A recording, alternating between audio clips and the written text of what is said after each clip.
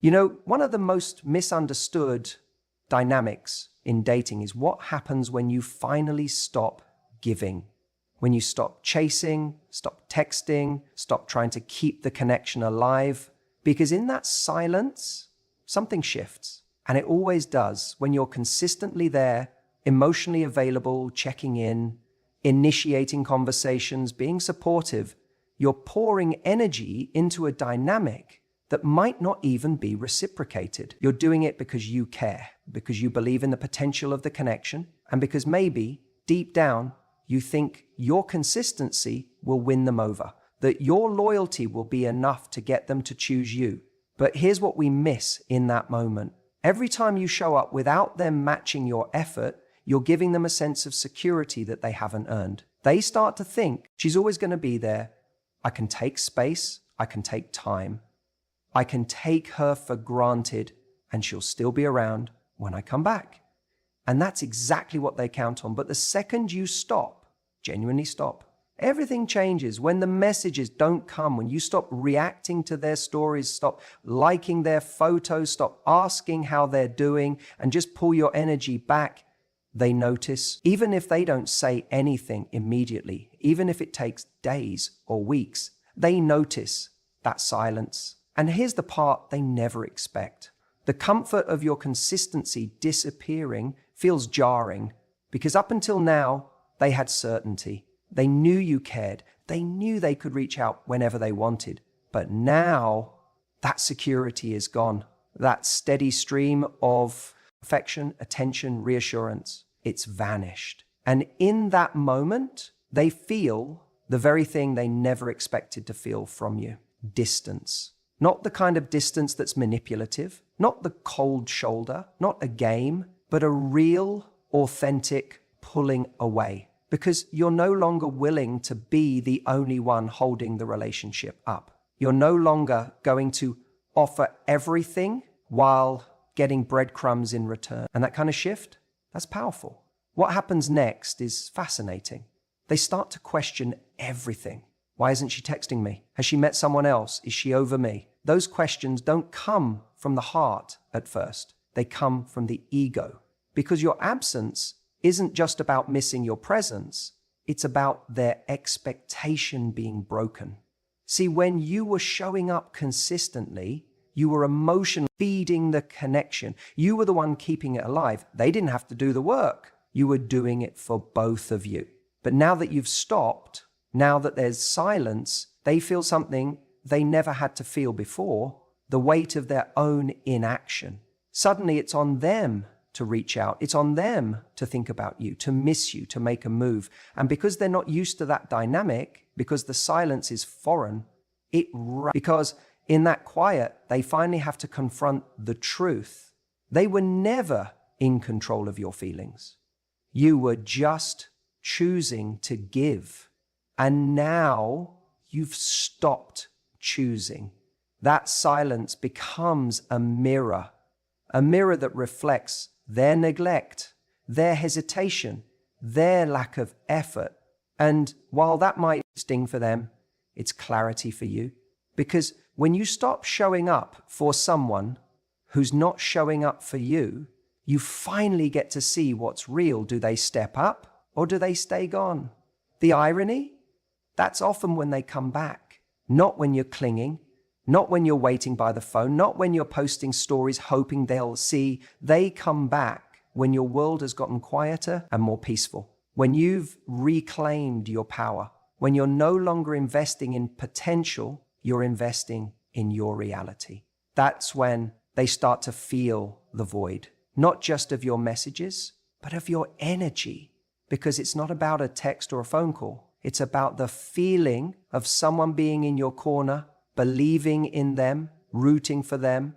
And when you stop doing that, they realize what they lost. But here's the part no one tells you. By the time they feel it, you've already started healing. You've already started recentering. You've already remembered who you are and how valuable your love truly is. And when they come back, they're not coming back to the same version of you they left. They're coming back to someone stronger, clearer, and far less available for half-hearted effort. So don't fear the silence. Don't fear pulling back, because in that stillness, you gain your strength. And that strength, it changes everything. They feel it when you stop showing up. Every time, always. When you're constantly available to someone, especially someone who hasn't shown the same level of commitment or clarity, you become part of the background noise in their life. You're there, you're expected, you're answering messages, liking posts, checking in. And because you're so consistent, so present, they stop feeling the weight of your presence. They stop noticing it. It's like a song on repeat. You love it at first, but eventually you forget it's even playing. That's what happens when you're too available. But the moment you stop, when you pull your energy back, that's when the silence becomes louder than the sound ever was. People think that pulling away is about playing games. It's not. It's about reclaiming your energy. It's about saying, I'm not going to invest in someone who's not actively investing in me. And when you do that, something very interesting happens. You create curiosity. When someone who's used to getting your attention suddenly doesn't, they start to ask questions, not always out loud, but internally. Did I do something wrong? Is she seeing someone else? Has she moved on? That curiosity begins to eat at them, slowly at first, and then more aggressively as time goes on. You have to understand, we are wired to value mystery. It's not about being elusive for the sake of it. It's about not giving all of yourself to someone who hasn't earned the right to have full access. When you're constantly there, you're giving that access away for free. But the moment you pull back, you become unpredictable. You become someone he no longer has a complete read on. And that unpredictability creates interest. It re-engages his mind. Now, he's not just thinking about you when he's bored. You're popping into his head in moments he doesn't expect. When he's out with friends, when he sees a post that reminds him of you, when he realizes you haven't watched his story in days, that's when he starts to feel something shift. The pattern is broken. The dynamic has changed. And in that break, in that space you've created, he starts to realize what you meant, or worse for him, what he might be losing. Here's the thing no one tells you. Most men don't think about what they want from a woman when they have her. They start to reflect when she becomes less accessible, because now they're not getting validation on demand. They're not sure if you're still interested. That uncertainty creates desire. It creates urgency. It's no longer a guarantee. You're no longer a guarantee, and that changes everything. You see, your attention is valuable, but most of us are giving it away like it's unlimited, like it doesn't cost us emotionally. It does. Every time you reach out when he hasn't reached in, every time you respond instantly to someone who treats you like an afterthought, you're training them to see your energy as disposable. But when you take that energy back and invest it in yourself, your goals, your friendships, your growth, you shift the focus. Now, you're not chasing, you're attracting. And the beauty is you're not doing any of this to make him chase you. That's the difference. You're not waiting around for him to notice. You're moving forward because your life deserves that momentum. He just happens to notice as a byproduct. Because your absence becomes information. It speaks volumes. It says, I'm not here to convince you. I'm not here to prove my worth. I've already decided it. And when you show someone that level of self-respect, the right people start to lean in. The wrong ones fade out. He may not have realized what he had when he had it, but he will start to notice when you're not the one constantly reaching out, initiating plans, holding the connection together. He'll notice when he opens his phone and there's no message from you. He'll notice when the person who always made him feel important suddenly isn't offering that emotional safety net. He'll notice when you stop filling in the blanks of his inconsistent behavior. And in that noticing, he starts to panic. Just a little at first, then a bit more. He may reach out. He may try to test the waters. He might even try to act like nothing happened, as if he didn't take your attention for granted. But now you know. Now you understand the power of your presence. And more importantly, you understand the impact of your absence. You're no longer emotionally auditioning for someone who couldn't even commit to the role. You're not waiting for crumbs. You've raised this standard. And now, if he wants access again, he has to show up differently. Let him wonder. Let the silence speak. You know what's fascinating? Before a guy even realizes he misses you emotionally, before his heart has the courage to admit that there's a space only you could fill, his ego is the first thing that takes the hit. And I want you to really understand how this plays out because it's subtle. It's not about love just yet. It's about identity. For a while, he's gotten used to a version of you that's always been there. Maybe you were the one initiating the conversation, checking in, showing care. Maybe even after things went cold, you still liked his photos, watched his stories, responded to his texts, even if they were late, dry, or inconsistent. He knew on some level that you hadn't really let go.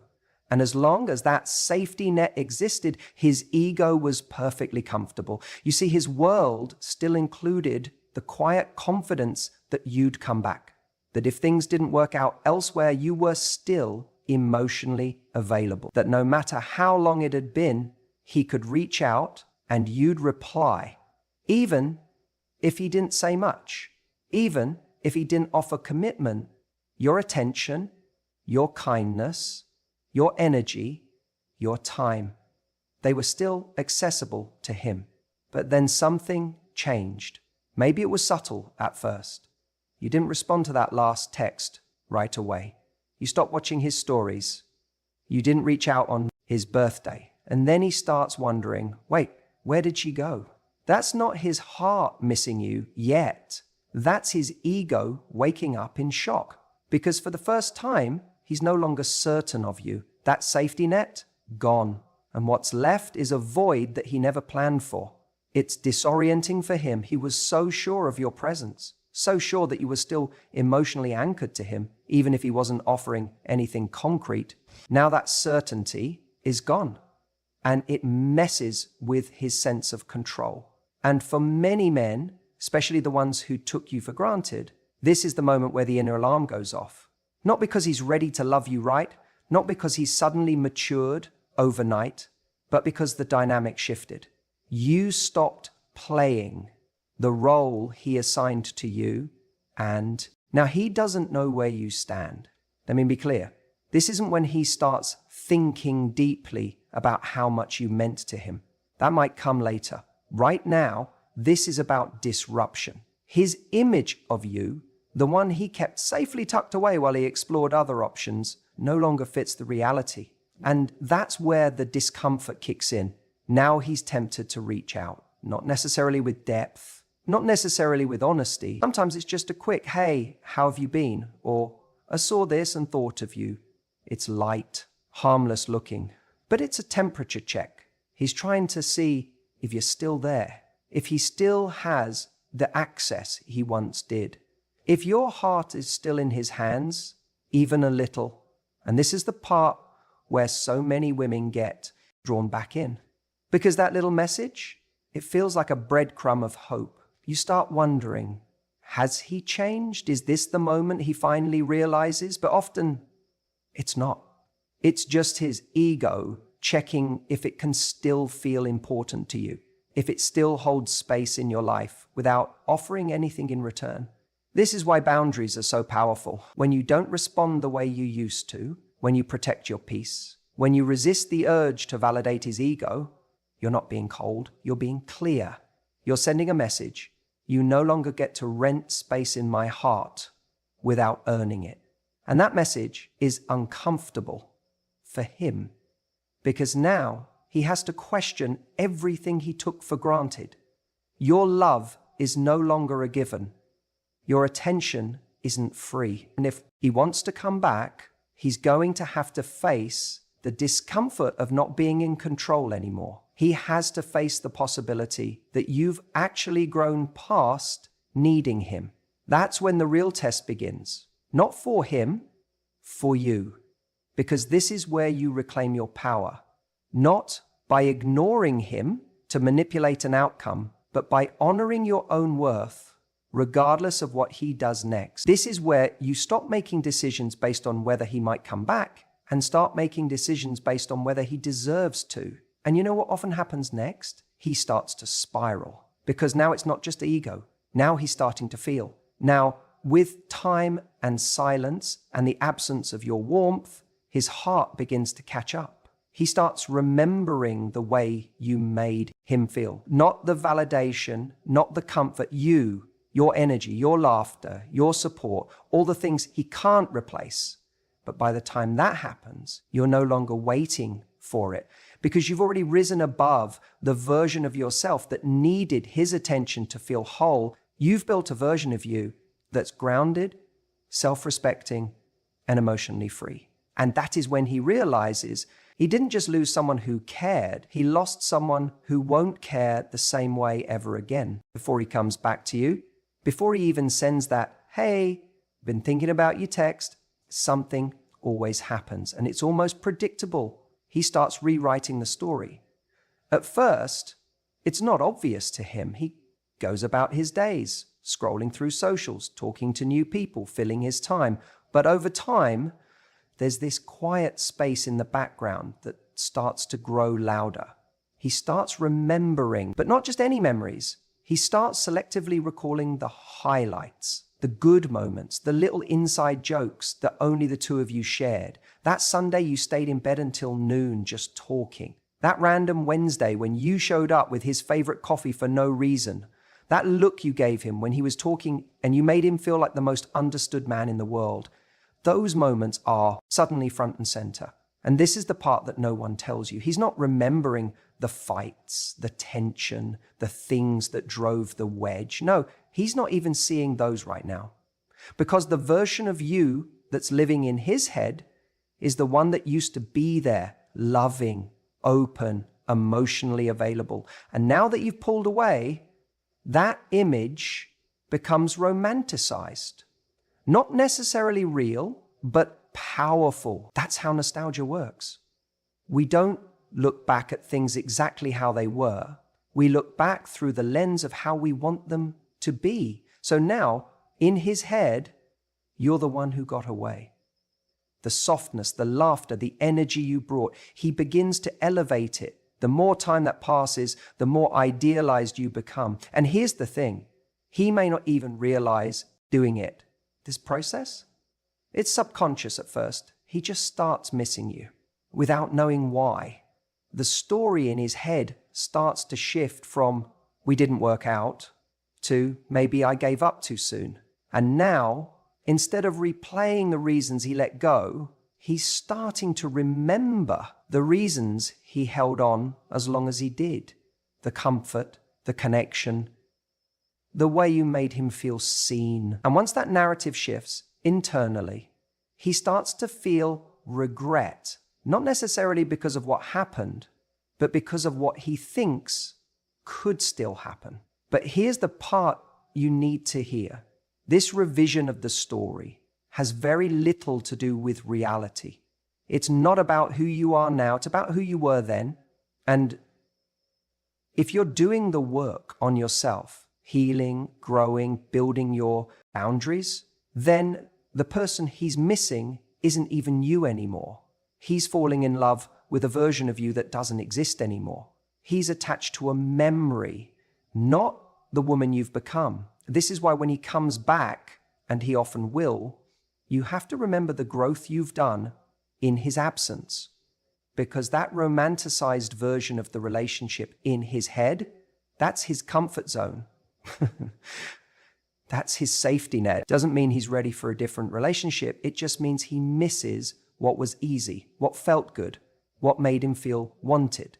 When he starts rewriting the story, he also starts believing it.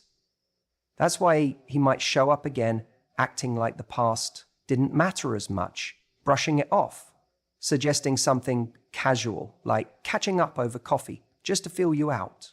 But underneath that calm tone is a deep hope that you might still be the same woman who loved him before. And that's your moment, that's your mirror, because if you are the same, if you haven't done the work If you've been waiting, quietly hoping for this moment, then it's easy to fall back into the old story with him.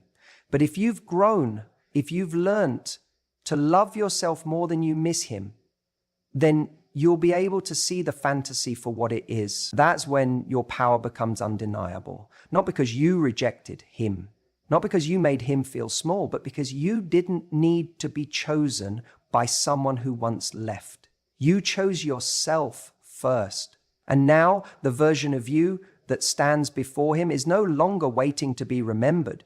She's writing a whole new story. Sometimes the most powerful thing you can do isn't slamming the door shut. It's simply realizing that the version of you he wants back no longer lives here. She evolved. You're not crying over texts anymore. You're not sitting there staring at your phone, waiting for a message that never comes. You're not obsessively checking his stories, trying to decode every emoji or wondering who that girl in the background is. Something shifted. And that shift didn't happen because he changed. It happened because you did.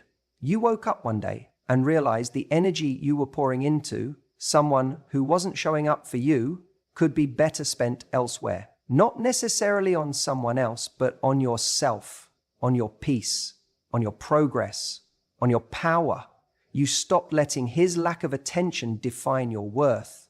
You stopped handing over the steering wheel of your self-esteem to someone who didn't know where he was going. And in that space, something beautiful started to happen. You started to glow again. Not in the new makeup, new dress kind of way, although maybe that too, but deeper. From the inside, there's a different energy in someone who's finally prioritizing themselves. A softness in the way they no longer over-explain. A calm in how they stop rushing towards someone who's standing still. A confidence in their ability to say, if you're not showing up right, then maybe you don't belong in this chapter. He sees that. Trust me, even if he doesn't reach out yet, he sees it. Maybe through social media, maybe through mutual friends, maybe just energetically. People can feel when you've stopped orbiting them. And now he's confused because the version of you he remembers was always available. Always the first to respond, always ready to give a second chance, always hoping he'd be better this time. That version of you was predictable, safe, and if we're honest, he probably took her for granted. Because people do that with things they assume will always be there. But this version of you, the one who's glowing up quietly, the one who's not reacting, not chasing, not even checking in, that version makes him uncomfortable in all the right ways. Because now he has to wonder, has she moved on? Is she seeing someone else? Did I really lose her?